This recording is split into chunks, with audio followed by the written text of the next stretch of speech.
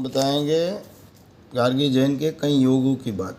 तो उनकी कुंडली में पूरी कुंडली के सारे ग्रह सिर्फ 4 स्थान में, इसको केदार योग बोलते हैं। तो केदार योग के कारण आदमी का दीर्घ जीवन होता है, माता पिता का सुख अच्छा मिलता है और ये धनवान भी बनते हैं। तो कुंडली में गज केसरी योग भी है। तो गज केसरी योग वाला आदमी तेजस्वी होता है, यशस्वी भी रहता है और धनवान भी रहता है। अनफा योग है तो ये योग के कारण प्रख्यात भी बनता है और राजा एवं उच्च पद पे आसीन होता है। तो चंद्र से 12वें स्थान में बुध है तो उसको अनफा योग बोलते हैं। तो गांधर्व, लिखना, कला, ये सब में रुचि रहती है। उभयचर योग होता है। तो उभयचर योग होने के कारण आदमी किसी से दबता नहीं है। तो ये पाप योग है, किसी की बात मानना उनके बस में नहीं है। तो ये सूर्य से 12वें जो योग है, सूर्य से दूसरे और 12वें स्थान में चंद्रमा के सिवा का अन्य ग्रह है, तो इसको उभयचर योग कहते हैं। तो ये आदमी जिद्दी किस्म के होते हैं, तो ये पाप योग है, तो इसमें सुधार करना चाहिए। तो ये पाप योग का फल कम मिलेगा। और पर्वत योग बनता है तो उसके कारण खूब कठोर परिश्रमी भी है।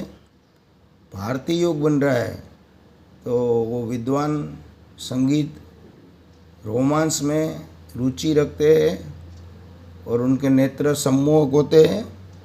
उसके बाद केंद्र त्रिकोण में कई ग्रह पड़े हैं तो इसको राजयोग बोलते हैं। तो ये सूर्य, मंगल, बुध, बृहस्पति, शुक्र, शनि एवं चंद्रमा से बन रहा है।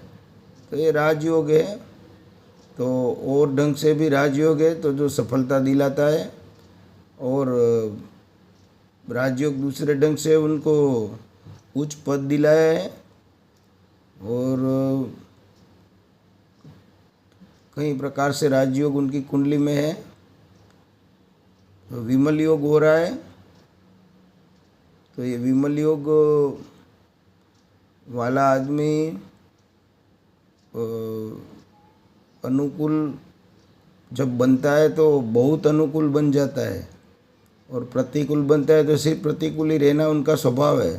तो जैमिनी राजयोग भी बनता है तो ये भी ख्याति दिलाता है। और धन योग है तो ये आदमी पैसा वाला है। स्वोपार्जन योग है, खुद के मेहनत से कमाने वाला आदमी है। कलत्र मूलार्धन योग है तो उसका पति भी उनको धन देता है, खुद का धन तो होता है, पति भी धन देता है। ये कर्मजीव योग है। तो ये कर्मजीव योग का मतलब है मैकेनिक, चित्रकार, मूर्तिकार, नक्शी, कला वगैरह में मास्टरी रहती है, तो इसमें रुचि रहती है। तो ये कर्मजीव योग है। ये बृहस्पति से बना हुआ है और एजुकेशन रिलेटेड व्यवसाय से अच्छा रहता है। तो ये कर्मजीव योग मेहनती बहुत बनाता है। भ्रातृवृद्धि योग है तो भाई बहन का सुख अच्छा रहता है। और बंधु पूज्य योग है तो कुटुंब में मान भी मिलता है। मातु दीर्घायु योग है, माता का आयुष्य लंबा होता है। मातृ स्नेह योग है, माता का बहुत स्नेह ये लड़की पा सकती है उसके जीवन में। तो बुद्धि नीतिमान योग है, और नीतिवान और बुद्धिशाली आदमी है। तीव्र बुद्धि योग है, कभी कभी बुद्धि का विपरीत उपयोग करने से कईयों को मुसीबत हो जाती है। ऐसा तीव्र बुद्धि, अविश्वसनीय बुद्धि इसको बोलते हैं। ये पांचवों भाव परमांश वो दृष्टि से बना हुआ है।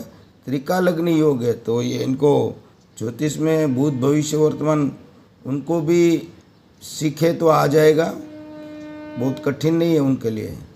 तो पति उनको नैतिक पति मिलता है, सत चरित्रवान मिलता है। तो अरिष्ट भंग योग है।